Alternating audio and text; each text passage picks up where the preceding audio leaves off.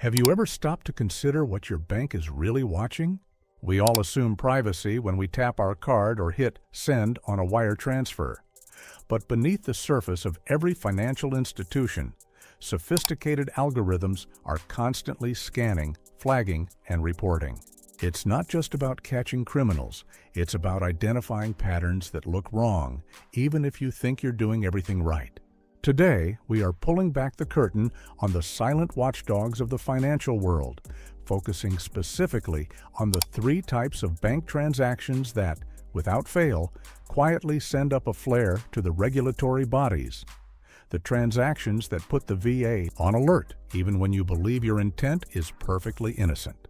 Understanding these triggers isn't just about staying out of trouble. It's about navigating the modern financial landscape with knowledge and precision, ensuring that your legitimate hard-earned money isn't mistaken for something far more nefarious. We're diving deep into the financial mechanics that can turn a routine deposit into a red flag investigation, starting with the most insidious and often misunderstood trigger of all, a behavior so common yet so dangerous that it carries severe penalties for those who fall into its trap. The first transaction that guarantees scrutiny is not the biggest one you make, but the one you try desperately to hide. The consistent, deliberate small cash deposit or withdrawal designed to fly under the mandatory reporting limit. This is the structuring trap, and it is perhaps the single most common reason why legitimate business owners and even average citizens find themselves facing intense financial questioning. Imagine for a moment the number 10,000. This is the crucial threshold. In the United States, banks are legally required to file a currency transaction report, or CTR, for any single cash transaction, deposit, or withdrawal that exceeds $10,000. This report is automatic, mandatory, and completely legal. It simply tells the regulatory body that a large cash movement occurred. However, the system is designed to catch those who try to evade this reporting. Structuring occurs when someone breaks up a larger sum of money, say $25,000, into multiple smaller transactions, perhaps 5 deposits of $4,900 or 3 withdrawals of $8,500, all executed over a short period, specifically to avoid triggering that. 10,000 Thai-baht. The bank's software is incredibly good at spotting this pattern. It doesn't look at individual transactions. It aggregates them. The system sees the total $25,000 moving in or out over a week and asks, why did this person not just deposit the full amount once? The answer, in the eyes of the VA, is usually evasion. This is a massive critical point. Structuring is illegal regardless of the source of the funds. Even if the money came from a completely legal source, say a cash payment for a used car or weeks of accumulated tips, if you intentionally break up the deposit to avoid the reporting requirement, you have committed a federal crime. The intent to evade reporting is the crime itself. This is where people often stumble, thinking, it's my money, I can deposit it however I want. That thinking is fundamentally flawed in the context of modern financial compliance. The law views this behavior as a direct attempt to obscure the financial trail, a signature move of organized crime and money laundering operations. Consider the classic example: the small business owner who deals heavily in cash. Maybe they run a laundromat, a food truck, or a cash-only salon. They accumulate $12,000 in cash over a few days. Instead of walking into the bank and depositing the full amount, triggering the CTR, their accountant or manager advises them, just deposit $9,500 today and the rest tomorrow. They do this believing they are just simplifying paperwork, or perhaps they have a deep-seated distrust of the government, knowing their exact balance. But the bank's monitoring software sees 2 large cash deposits, both hovering just below that $10,000 line, executed within 24 hours. The algorithm doesn't see a laundromat owner, it sees a pattern known as smurfing, the breaking down of large sums into smaller, non-reportable amounts. This immediately triggers an internal bank review, which often culminates in a suspicious activity report, or SAR, being filed with the VA. The SAR is far more serious than a CTR. A CTR is just a statement of fact. An SAR is an official notification that the bank suspects potential criminal activity, money laundering, or terrorist financing. And unlike the CTR, which the customer knows is happening because they are depositing over $10,000, the SAR is filed entirely in secret. The bank is legally prohibited from telling you that they have filed an SAR on your account. They cannot confirm it, deny it, or even hint at it. This is why the alert is so quiet, yet so devastating. You continue your banking unaware that a detailed file outlining your suspicious deposit patterns is now sitting in a regulatory database, potentially linking your name to a pattern associated with serious financial crimes. The sheer volume of transactions that fall into this structuring category is staggering, and the financial surveillance systems are getting smarter every year. It's no longer enough to wait a week between deposits. Modern AI models analyze geographic location, the teller used, the time of day, and the account history. If you normally deposit checks and suddenly you start depositing cash amounts like $9,800, $9,900, or $9,500, the deviation from your historical profile is itself a red flag. The system is looking for anomalies. If your business legitimately handles large amounts of cash, the only safe and legal way to handle it is to deposit the full amount every time and accept the automatic CTR. Trying to outsmart the system by structuring is a guarantee that you will be investigated for the intent to commit a crime, even if the funds are clean. The penalties for structuring are severe, often involving large fines, asset forfeiture, and even potential prison time. This is why financial compliance experts hammer home this point. If you have $15,000 in cash, walk into the bank, deposit the $15,000, fill out the necessary paperwork if asked, and move on. Do not try to make two deposits of $7,500. That simple, well-intentioned attempt to be discreet is the very thing that turns a routine transaction into a major VA alert, initiating a quiet, detailed financial profile review that you won't even know is happening until the regulatory body decides to act. The lesson here is absolute transparency, even when it feels inconvenient. The convenience of breaking up the deposit is outweighed by the existential risk of being labeled a financial evader. This relentless monitoring of sub-threshold transactions is the frontline defense against illicit financial flows, making the structuring trap the #1 silent alert system used by banks globally. Now, let's move to the second major transaction type that instantly alerts the VA, and this one is far more straightforward, yet often misinterpreted: the sudden, massive, and unexplained cash influx or outflow. While the first point dealt with avoiding the $10,000 limit, this point deals with embracing it and then some, but doing so in a way that makes no logical sense for the account holder's profile. When a currency transaction report, CTR, is filed for any transaction over $10,000, it's just data. What turns that data into an SAR, a suspicion report, is the context and the deviation from the norm. Imagine a retired school teacher whose account history shows predictable monthly pension deposits and routine utility payments. Their average balance hovers around $30,000. Suddenly, they walk into a branch and deposit $45,000 in $100 bills, stating the cash came from selling old furniture. This is a massive deviation. The bank teller, trained in compliance, is immediately suspicious. While the CTR is filed automatically, the teller's internal report will note the unusual nature of the transaction, the large denomination of bills, the vague explanation, and the sheer volume relative to the customer's financial history. This combination triggers the VA alert. The core issue here is the Know Your Customer, KYC principle. Banks are required to understand the expected activity of their clients. If you are a known real estate investor, depositing $50,000 from a closing is normal. If you are a college student who suddenly deposits $80,000 in cash, it screams anomaly. The alert isn't just about the dollar amount. It's about the dissonance between the transaction and the established financial identity. The sheer volume of cash is also a key factor.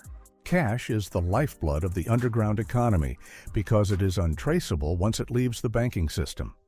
Therefore, any large cash transaction is viewed with maximum skepticism. When $20,000 in cash is deposited, the bank must document the source.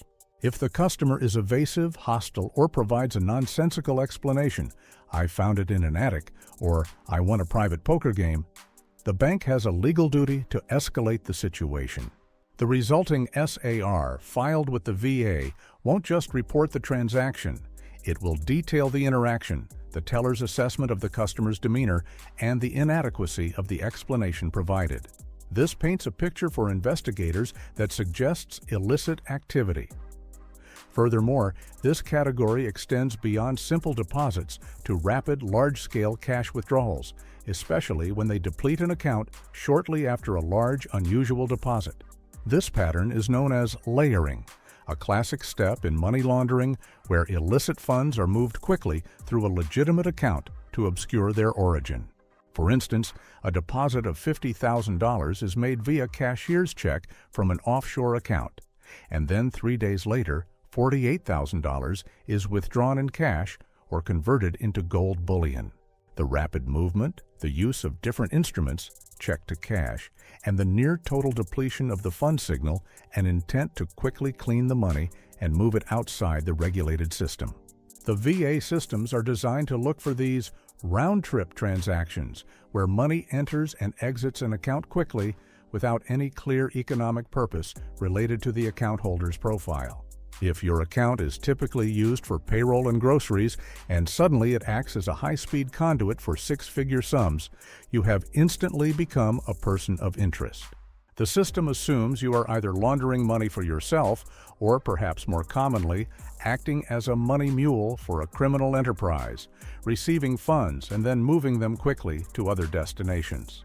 The complexity of the global financial system means that banks are constantly refining their algorithms to catch these sudden influxes across various channels. It's not just cash. Large, unexpected transfers from foreign banks, particularly those in jurisdictions known for lax financial regulation or high levels of corruption, are treated with extreme caution. If a $150,000 wire arrives from a shell corporation in a known tax haven, and the account holder cannot provide immediate, verifiable documentation, like a contract or invoice, explaining the economic justification for that transfer, the VA is going to be alerted. The bank's compliance officer will view this as high risk, initiating a hold on the funds and demanding documentation. The failure to provide this documentation quickly turns the CTR, which is filed for any international wire over a certain amount, depending on the bank, into a full-blown SAR. The key takeaway for the second alert trigger is this: financial activity must align with financial identity. If your transactions suddenly balloon in size, complexity, or frequency, especially involving cash or international transfers, you must have clear, verifiable documentation ready to explain the legitimate economic purpose. If the bank has to guess, the VA will assume the worst, and the quiet alert will be filed, commencing a deep dive investigation into your entire financial history, extending backward for years, searching for a pattern that validates the initial suspicion. This leads us directly to the third and arguably most sophisticated transaction pattern that alerts the VA: the rapid, complex movement of funds involving multiple institutions, often crossing international borders and utilizing non-traditional financial instruments.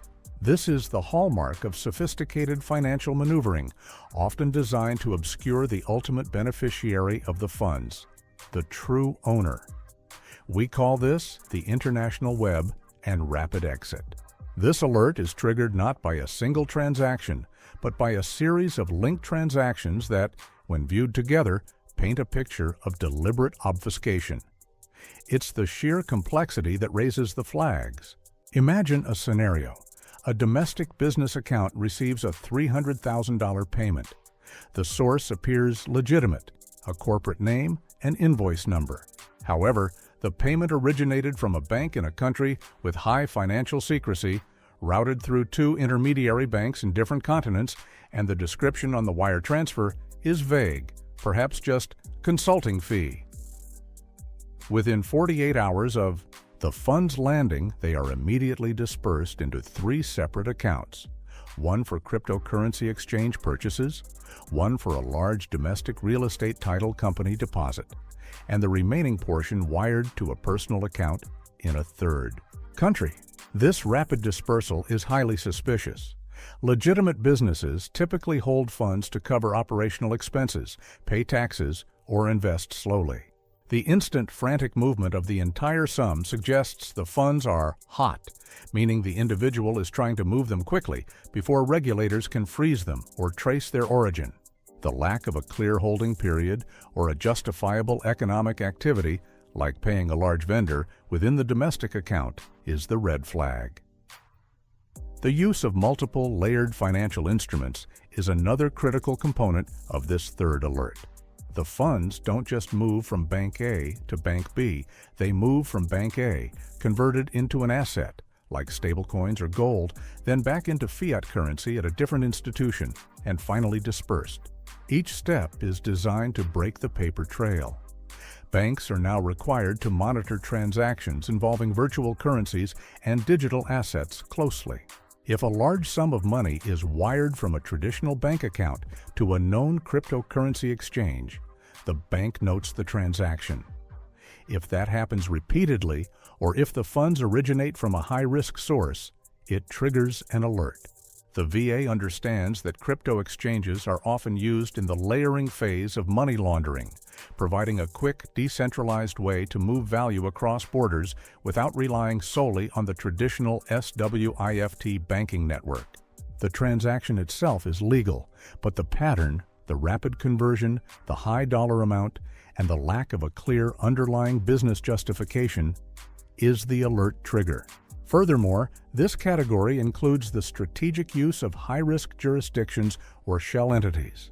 If your account suddenly starts receiving or sending large, regular payments to entities registered in known offshore financial centers, OFCs, that lack transparent ownership registries, the bank's risk score for your account skyrockets. The bank's compliance software cross-references every international wire against a massive database of high-risk entities and locations. A payment to a supplier in Germany is low risk. A payment to a holding company in the Cayman Islands with the same name as a known high-risk entity is immediate SAR territory. The sophistication of the alert system lies in its ability to connect these disparate dots: the international origin, the rapid domestic processing, the conversion to an opaque asset, and the final dispersal to a 3rd location. Each transaction might be innocent in isolation, but when pieced together by the monitoring software, the pattern suggests a deliberate, organized effort to evade financial oversight and conceal the true nature of the funds. The crucial defensive measure against this 3rd alert is meticulous record-keeping and establishing a clear, documented economic rationale for every complex movement. If you are legitimately conducting international business, you must be prepared to provide contracts, invoices, and detailed justification for every transfer, demonstrating that the funds relate to a real-world, taxable economic activity. Failure to provide this documentation, or providing documentation that seems fraudulent or inconsistent, will solidify the bank's suspicion and guarantee the filing of the SAR with the VA. The regulatory bodies view these complex, rapid international movements as the signature of serious financial crime, making this transaction category the pinnacle of quiet scrutiny in the modern banking world. In summary, the quiet alerts that trigger VA scrutiny are not random. They are based on predictable patterns of behavior that signal an intent to evade, obscure, or launder funds. We have analyzed the 3 primary triggers. The structuring trap, where you intentionally break up large sums to avoid the $10,000 reporting threshold. the sudden, massive, and unexplained cash influx where your transactions dramatically deviate from your established financial profile, often involving large, unsupported cash movements. And finally, the international web and rapid exit, characterized by the complex, quick movement of funds across borders and through various instruments to obscure the ultimate source and destination. The common thread running through all three alerts is not the amount of money, but the intent implied by the pattern of movement. The financial surveillance system is not merely looking at numbers. It is looking for the behavioral fingerprint of evasion. The best defense against these quiet alerts is not secrecy, but radical transparency. If your funds are legitimate, deposit them fully, document their source, and be prepared to explain their purpose. Do not attempt to game the system by structuring deposits. Do not introduce massive, unexplained deviations into your account history. And if you engage in complex international transfers, ensure every step is supported by verifiable professional documentation. The VA is always watching, but by understanding the triggers, you can ensure that your financial activity remains within the realm of the ordinary, keeping your hard-earned money safe from the quiet scrutiny that can turn a routine bank trip into a life-altering investigation. Navigate the system wisely, and remember that in the world of financial compliance, the safest path is always the one that is the most transparent.